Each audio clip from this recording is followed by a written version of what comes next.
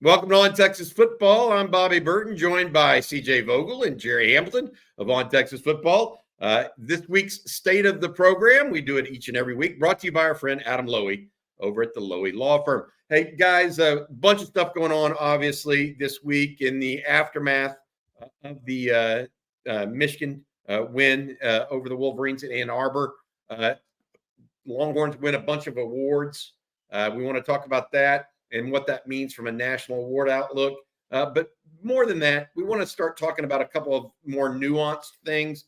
First of all, you guys have both said to me, and I agree with you, the ceiling for this team right now is higher than what they've even displayed at Michigan. We want to talk a little bit about that. I also want to talk a little bit about the NFL outlook of some players and how that's moving right now with Longhorns and how that might be able to affect long-term some recruiting stuff. Also, recruiting news and notes that you guys have gathered in the last 24 hours since the recruiting breakdown came out yesterday. All right, let's start and just go over quickly, CJ, the guys that won national awards. Texas won 3 different national awards this week for their play up in Ann Arbor.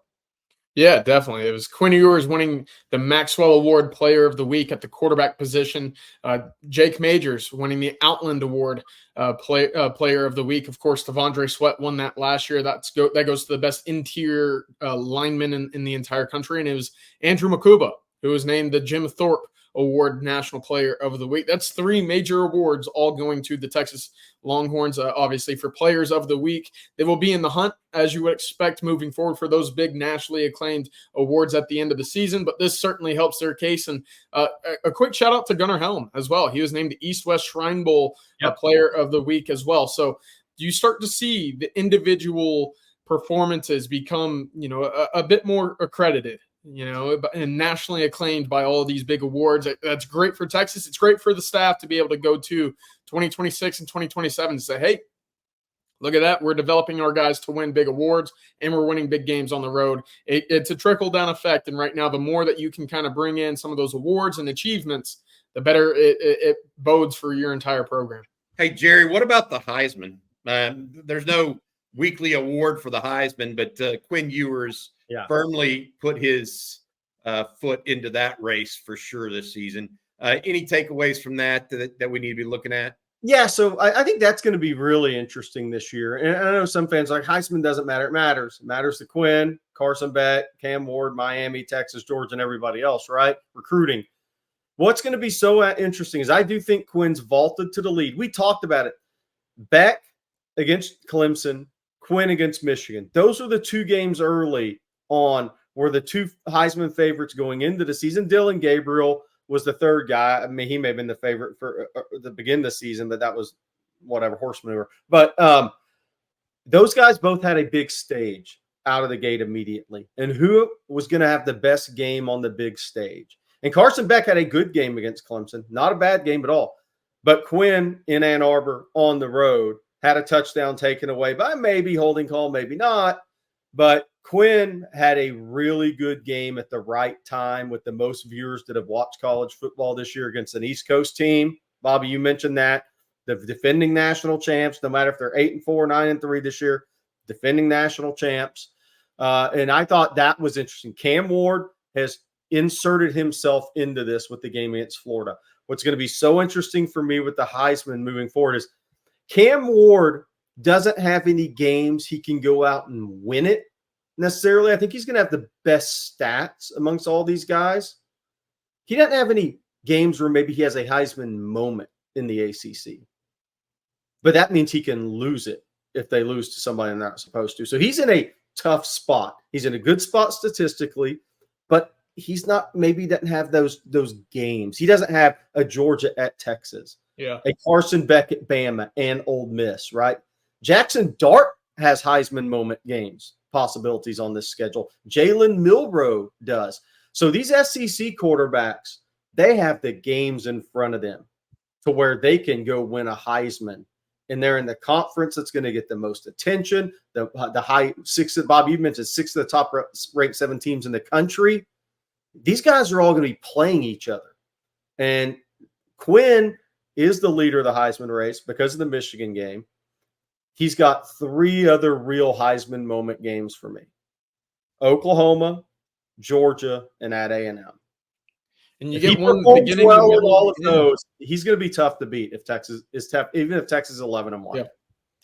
You get it at the beginning, the middle, and the end there, right? You checked off the box for the beginning at Michigan. You'll have 2 opportunities for the middle. Obviously, both will be very heavily watched. And then at the end, what you do on the road against Texas A&M that final week of the year, that could either seal it or it could be a way in which it slips out of your fingers. Bobby, Yeah. you mentioned this too. I want to end with that on Heisman. Quinn has a guy in John Bianco that's run multiple Heisman campaigns from an SID office for Ricky, Vince, Colt. So Quinn, you got that on your side too. Yeah. This is not an experienced SID here.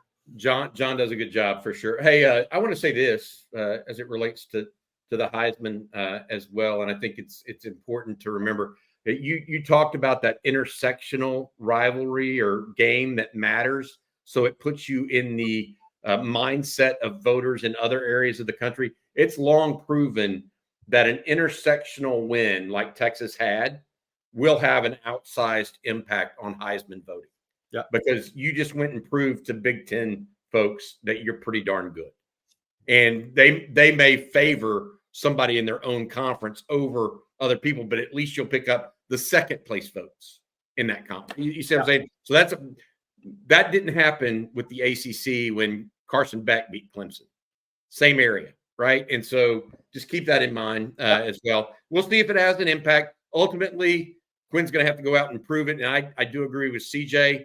He's got chances, going to be heavily watched games, not only Georgia and OU, but also A&M. There'll be some others in between there that he's going to have to keep going if he wants to win college football's most prestigious award. I think bigger piece to me is the fact that you have all these multiple players, whether it's Gunnar Helm or Andrew Makuba or Quinn or Jake Majors winning these other awards. That kind of dips into why I want to bring up this next topic to y'all. And that is, we don't think Texas has hit their ceiling. Now, no team has hit their ceiling in the second week of the year. We all know that. That's not what I'm getting at. But it feels like I think Texas has even a little more than most teams left to kind of gain. I'm going to start it out, and I'll say the primary reason I think so, the integration of Silas Bolden hasn't really happened yet. Integration of Amari Niblack hasn't really happened yet. And I'm not saying he's going to go play better than Gunnar Helm. I'm not going to say Silas Bolden is going to go play better or have a better rapport with Quinn than Isaiah Bond and Matthew Golden. But they haven't been fully integrated to give Texas more weapons.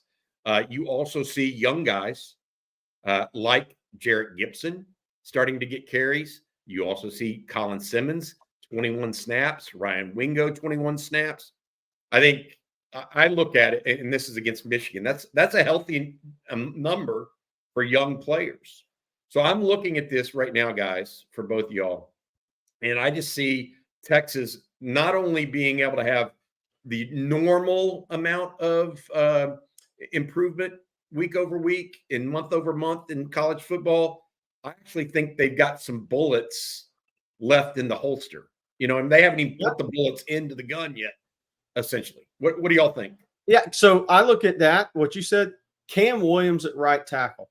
If you remove the penalties, he had some nerves, right? That's his first start ever on the road.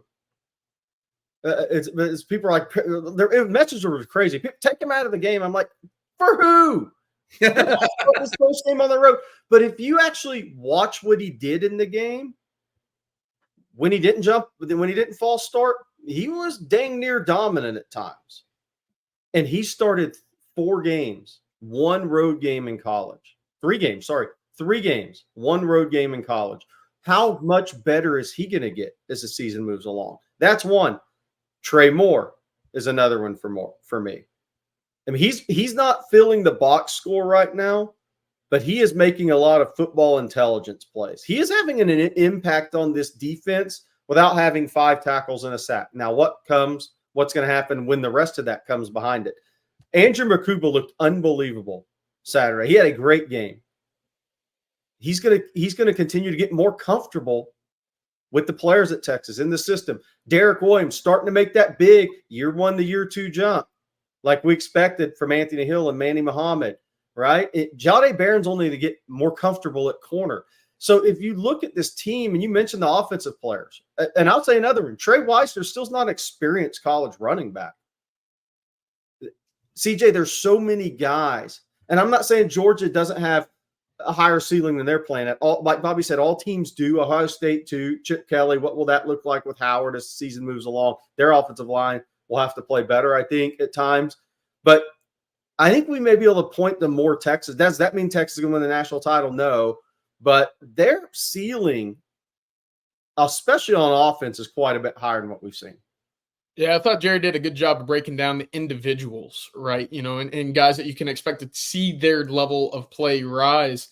When you look at certain aspects of the game, Texas, Michigan is great front seven. There were still missed assignments in the blocking schemes for the running game, right? And I think that's an area over the next 2, maybe 3 weeks when you add Mississippi State into that fold that Texas can and will clean that up before they go play Oklahoma and Georgia back-to-back. Of course, you're going to need to have those cleaned up, but when you look at the running game, it wasn't all too pretty. Of course, they have a tremendous front seven, but you'd like to see those explosive runs. And there were at times where Trey Weissner got loose. Jarrett Gibson ran hard, gained about 8 or 9. But aside from that Ryan Wingo 55-yard run, nothing really popped. And I think that was expected coming in. But at the same time, there's an area in which you can expect to see this team continue to improve. It wasn't necessarily like Texas was running all over Colorado State either.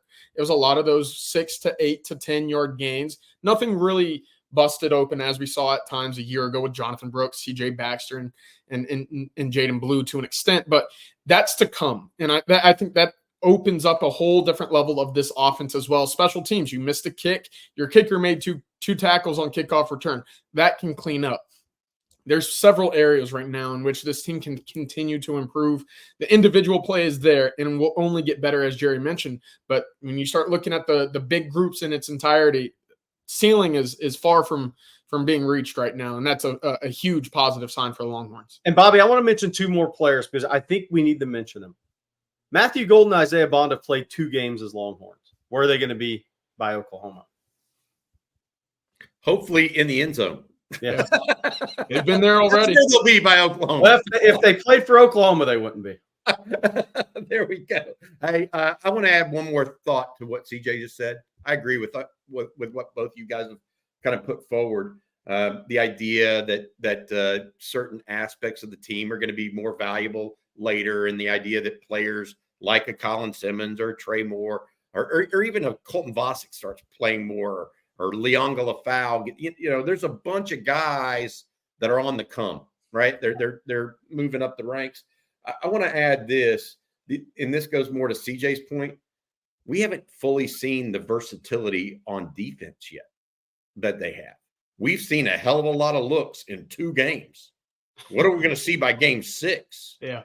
I mean, literally, if you want to talk about ceiling now, that's a legitimate ceiling that we just don't know about. All right. I want to talk next about NFL as well as recruiting. But before we do that, guys, I want to mention our friend Adam Lowy over at the Lowy Law Firm. If you've been injured in a car wreck, truck wreck, automobile accident of any kind, make sure you reach out to Adam and his group, LowyLawFirm.com. They've been helping injured Texans for 20 plus years right there in Austin, but does it statewide and even nationally. If you want to reach out to them, LowyLawFirm.com. Thanks to Adam and his group for sponsoring On Texas Football and State of the Program.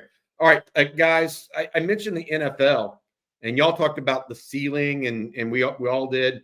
There are some individuals right now that are amping up their NFL draft potential, maybe more than any of us expected. And I'm going to start with a guy that, frankly, I thought Gunnar Helm was an NFL prospect. On Saturday against Michigan, he may have climbed some draft boards in a significant way. Go ahead, CJ. Yeah, absolutely. I mean, again, it's only been 2 weeks, but what we've seen from Gunnar Helm, I think would exceed just about anybody's expectations for him coming into this year. And that stems from his ability to get open and make plays after the catch, right? I think that first catch of the year against Colorado State where he hurdled the guy and he went for about 39 yards, everybody's sitting around thinking, whoa, all right. Now, this is a little bit different Gunnar Helm than I was anticipating coming in. Had the big day, 96 yards against Michigan, a team, again, that prides itself with playing tough physical football against tight ends week in and week out. I think that shouldn't go for naught. And, of course, when you start comparing his numbers, again, 2 weeks in, to the national award-winning tight ends across the country, he's top 10 in everything. Catches, yards per route, yards per reception. It's been a tremendous start for him. So, absolutely, I don't think there's been a bigger riser. You could probably argue, and I'm sure Gerry would, about Cam Williams, but I do think right now he's been the biggest winner in terms of draft over outlet and on this Texas team so far. And I only think it's going to continue because what are defense going to continue to hone in on this Texas offense? It's speed, it's vertical speed, and it's the passing game down the field, which leaves Gunnar Helm wide open underneath to do exactly what he's done 2 weeks in so far. Gerry, I'm going to go to you because I'm going to leave this and talk a little bit about offensive line here. There are 3 offensive linemen right now, not including Kelvin Banks, who I think have upped their draft rank. We know you love Cam Williams. You just talked about him a little bit earlier, right? But you also pointed out Hayden Connor in this Michigan game as one. And look, Jake Majors just won the Outland Weekly Award. Those 3 guys, Connor, Majors, and Williams, are elevating this offensive line. I'm not taking anything away from DJ Campbell or Cole Hudson, right? But those 3 are possibly draft eligible and likely to go at the very least. What do you think of those 3 guys and the job they've done thus far? Yeah. So look, I think Banks continues to solidify, and solidifying's big for him because that's a lot of money. It's a lot of money on the table, man. It's a lot of money on the table. Yeah. I'm just here to tell you that buys a nice lake house in Austin when your playing days are over, okay? So he's solidified. I think Jake Majors, after Gunnar Helm, and I agree with CJ, Gunnar Helm's number 1 because to me, Cam Williams is going to be second half of the year. He's getting his feet wet, and he's kind of – the NFL scouts like, ooh, we like this guy. But his best tape's coming OU and after. Yeah. Jake Majors, though, this is 2 years in a row. He went on the road at Alabama and at Michigan, and he has to lead the communication. Cam Williams' false starts aren't Jake Majors' fault. He's the communicator. So his communication's been tremendous because Texas has moved the ball. And he's pulling in the run game. I mean, he's doing some things that are extremely impressive. And I'm not saying he's going to be a first, second, third round pick. I'm not saying that. But what I am saying, he's climbing. Hayden Connor giving himself a chance because I thought that was the most physical game Hayden Connor's played at Texas. And that's what he has to do to really catch the eye of the NFL. That's when people are going to look at junior tape versus senior tape saying, we see a different guy.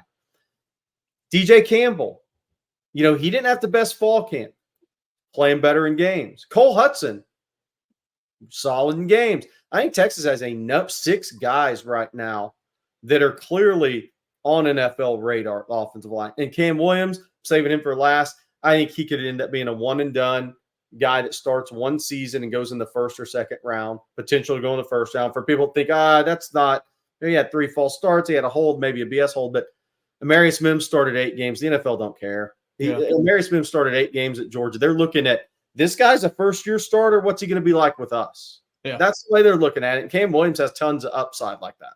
Hey, 2 quick final points on this. And again, it's coming from Pro Football Focus, so you can either turn this up or turn it completely out. But 2 points of facts I wanted to add from there is DJ Campbell was graded the best pass protector in all of the Michigan game from that Texas offensive line. And Gerry, I know that was a big topic of conversation coming into the game is how is Michigan going to attack this offensive line? It's going to be on the right side with Cam Williams and DJ Campbell. Well, I think he answered the call there as well. And David Benda, and I think he's really starting to shine against these run. Hey, Bobby, I'm leading you where you want to go. It's an alley-oop, Bobby. There it is. Listen, he leads the team in run stoppages so far this year. That's over Anthony Hill. That's over Vernon Broughton, Alfred Collins, everybody on that defensive line that we've talked about so far this year. David Bend has been tremendous. And I think that one highlight play of him planting the center, he has that against Alabama too, where he gets chopped down, gets up, sacks Milrow. There's going to be more of those this year. I think he's a guy that can sneak in late. Bobby, Bobby, let me lead you into one. I'm leading you. Go for it. Go for it. And I want to get your thoughts. Saturday was the best NFL tape Quinn Ewers has had at Texas. Oh, yeah. I'd agree with that. Because he played against a bunch of first, second, and third round draft picks. He moved in the pocket better than he ever has at Texas. He made more second and third progression throws, and a lot of those were tied in, which is very popular with the NFL coaches, right? That means you're working your progressions. How many times is Gunnar Helm the number one in a route? Talk about that, because Bobby, Quinn improved. Look, Quinn improved his stock. If he keeps going in this direction, he's got a real chance to be a top 5-10 guy. That was his best NFL tape Saturday. Yeah, he was. I agree with you. I do agree with you. The Quinn did not spread the ball around as much, though. And I think maybe that was by design. So he only hit 2 wide receivers on Saturday. Now, I know Texas wanted the ball out quick, and they wanted to get those matchups. I think Gunnar Helm was the surprising matchup. But the bigger thing for me was not necessarily the not hitting a number of receivers. The big piece for me is that Quinn just looked better in the pocket. Yep. And I don't – how do you quantify that, CJ, with Pro Football Focus? I don't know.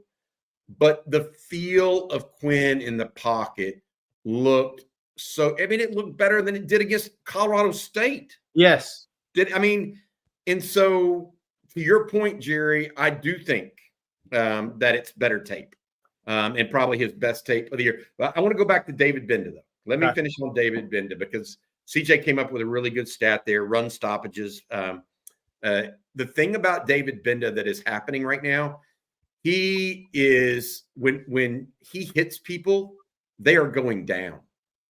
There's no extra yardage.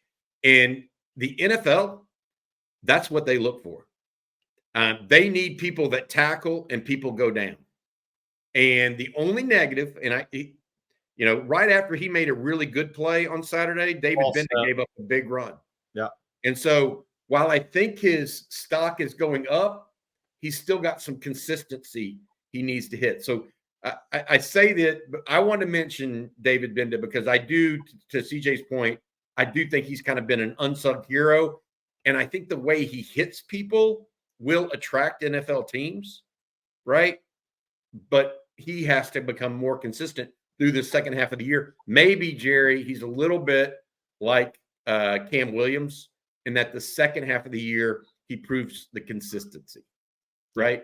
And so I think that's a good talk. I want to say this. There are 4 throws Quinn made that are going to go over so well with NFL scouts from that game. Isaiah Bond, the first third down, because he held the safety. That was a bucket throw against 2 defensive backs that are on NFL boards, right? At some level. The 2 throws to Golden, the one where he had to escape right a little bit by time, Golden broke off the route inside. That was a pro. That's a first round pick throw on third down. The red zone to Golden at the end of the half. And the first touchdown to Gunnar Helm. Those 4 throws are throws you want on your NFL tape. Yeah. And they will be, because they're against elite competition. That's right. It's not against Colorado State, with all due respect. All right. We got some recruiting news and notes I want to get to, guys.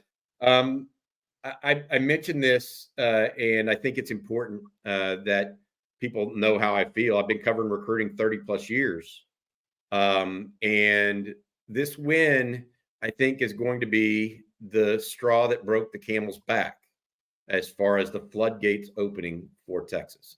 Everybody expected it to be this offseason, after all the draft picks, after beating Alabama, after making the playoffs, etc. All of that happened in a single year. So all of those things really happened in a single year, right? For Texas at an elite level. Well, guess what? Going on the road and beating Michigan means you're not a one-hit wonder. It tells a guy that's 15 years old that when he was growing up, it was Georgia and Alabama and maybe Clemson even, and possibly Ohio State. He's looking at it now. Texas needs to enter that vernacular and enter that stage. And I think that's what's happening right now. Texas definitely in on a young man that's expected to make an announcement tomorrow, Zealous Hicks. He's a 2026, CJ and Gerry. He's not even a 2025. And he's out of Carrollton, Georgia. So it's not even Texas's backyard, right? Texas already has a quarterback commit from Miami area in South Florida for 2026. Talk to me a little bit about what y'all are hearing behind the scenes and from players right now as it relates to Texas, because I sense and smell something special percolating in Austin right now as it relates to recruiting. First thing I want to do, and I agree with you, Bobby, 100%, but the first thing I want to do is bring up something I think is very important, because what happens when we get in these conversations is then the expectation is Texas is going to get everybody. No. So I want to just bring this up, and then we're going to get into this. Georgia had 59 official visitors so far in the 25 cycle. They have 21 commitments. And so just for Texas fans, keep in mind, you don't get everybody. Kirby Smart doesn't get everybody. Nick Saban didn't get everybody. The key for me with all of this is you're getting more national interest at an earlier age. Zealous Hicks, CJ pointed out, has been on campus 3 times. It's a lot for a young kid. Texas is getting more kids on campus. They're getting more evaluation time, more thorough evaluation. Texas, I hate people half the fans hate it. Texas is a cool school again. They beat Alabama, went to the playoffs. Now they won at Michigan. It is what it is. I was just in Georgia. You know how many times Arch Manning was brought up by parents and kids last week? I mean, it is what it is. And so now Sark's backing it up, and these guys are backing it up with wins, big wins over blue bloods on the road. Texas has a ton of – now, they got to go finish the job this year and make the playoff. I'm not saying they got to go 12-0. Heck, if they went 10-2 and made the playoff after beating Michigan, they're still rolling in the right direction. But my thing is, you're going to get more guys on campus. You're going to have more shots on goal. You're going to have the ability to get more committed kids to your campus that maybe you weren't in on earlier. But I always say this, Georgia, 59 official visitors for 21 commitments. Now that number will go to 24. They'll end up hitting on 24 or 59 to sign a number 1 or 2 class. But Texas is getting the shots on goal, guys, and they have more national interest from top players. And these are wins. Bama and Michigan, huge wins from a national recruiting perspective. Yeah, just to pile on that, right? You know, Zealous Hicks visited with his 7-on-7 team in the spring, and you know, he returned for the June 1st elite camp. You probably don't get that return visit if Texas isn't in a position to carry on that momentum from the playoff, right? That's exactly what it means to compound and kind of combine that momentum and keep that bowl rolling. You know, for a national kid like Hicks out of Georgia, a place where Texas has tried to increase its foothold, maybe, you know, had some success, but not over, you know, I mean, it's not overwhelming by any means, but this is a national top 50 kid. And for Texas to be in the thick of things, it's all because of how they've been performing, how they've been developing. The results on the field, they speak for themselves. And again, Gerry, I mean, folks aren't going to like it outside of Texas, you know, the Texas universe, but Texas is, again, kind of moving in that direction of becoming the cool new school in which Texas fans are just finally glad that it's in the conversation for again. And why I say it's so important to finish off this season, and that doesn't mean a national championship. It means getting back to the playoff. Is, Bobby, we hit on this earlier. Jimbo Fisher had the door open for a while at A&M and fell on their face. And now Texas isn't recruiting. I think Texas is doing a better job from a culture standpoint by and large, but not even close, and recruiting the players, the culture, and the program. But why it's so important is you elevate yourself to this status, but I'm telling you, a second straight playoff in a row for this team would do unbelievable things, because they're going to have 10 guys drafted again or more. So they're going to have more national award winners if you get back in the playoff. But the door opens, because sometimes you bust through it and sometimes it closes on you. It closed on Jimbo and A&M. Now, I don't think it's going to happen with Texas. Gerry, I want to ask you one last thing before we get going. I know we're a little long on this state of the program, but I think this has been a really good discussion. I appreciate you guys. Casting a wider net at defensive line recruiting. Kenny Baker's doing that. Texas is doing that right now. A lot of that's in the state of Georgia. But Texas also got a little bit of a surprise commitment on Saturday from Myron Charles, a young man out of Port Charlotte. Actually told Steve Sarkisian Friday before the game even happened on Saturday that he was going to commit to Texas. What do you see? Because a lot of people have circled that as the worry in this recruiting class. What are you seeing right now as it relates to defensive line recruiting? Yeah, I love the guys that are out there for Texas now. And look, here's why you have to keep recruiting your 1A guys. Nobody thought FSU was going to be 0-2 to start the season. Yeah. And if you would walked away from Myron Charles and moved on to plan B, you don't get this flip. Period. You got to stay. That's why you stay on these guys. There's the coaching carousel. There's the unexpected things that happen in a season that change things quickly. And, the Myron Charles one is very interesting because how quick he made the move. Because Texas was trying to get him in for the Georgia game, right? And now it looks like he's going to be in for Mississippi State with Sharman, probably Javion Hilson as well. But what is that trick? That's a trickle-down effect on other guys you're recruiting. Kevin Wynn, Javion Hilson. And again, that's a kid. You know what? Is Myron Charles a chest beater on social media? Is he a big name on social media? No. But you know what happened in the state of Florida? All those kids said, that guy just flipped from FSU to Texas. A team that was in the playoff a year ago. A week after Jamie French goes to Texas? Should have been. Yeah. Good stuff. Good stuff. All right. Good. Look, good stuff here this week. A lot of people smarting and rightfully so after the Michigan win. But I think that we did a good job of kind of giving that 30,000-foot view of the program this week here on State of the Program. Before we let folks go, you guys have anything you want to add before we get going?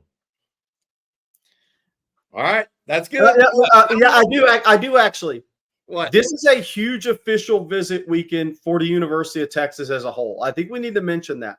Basketball, baseball, other sports are going to have official visitors on campus. This Texas night game, 100,000 plus fired up fans after beating Michigan, Bevo Boulevard, everything that's cooked into it. Texas fans, you also help all the other sports in recruiting. Yeah, everybody's going to have kids on campus this weekend. Blake Monroe told me that it was a huge visit weekend for baseball. I should have mentioned that. All right.